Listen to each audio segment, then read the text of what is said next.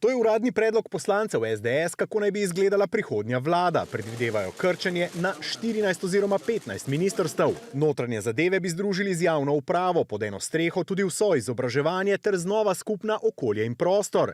Ministrstvo za delo bi se preimenovalo v Ministrstvo za demografijo, medtem ko resorjev za solidarno prihodnost in digitalizacijo ni več. Dodatni 15. minister bi bil brez listnice in bi skrbel za Slovence po svetu. In če je bil prvak SDS in najverjetnejši novi mandatar še v ponedeljek po pogovorih pri predsednici države o bližnji politični prihodnosti skrivnosten. Slovenska demokratska stranka v tem trenutku ne sestavlja nobene vlade. So zdaj na mizi prvi konkretni obrisi četrte Janševe vlade in iztočnica za kadrovske pogovore verjetne desne koalicije. Po volitvah se je sprva zdelo, da bo sestavljanje naslednje vlade dolgotrajno.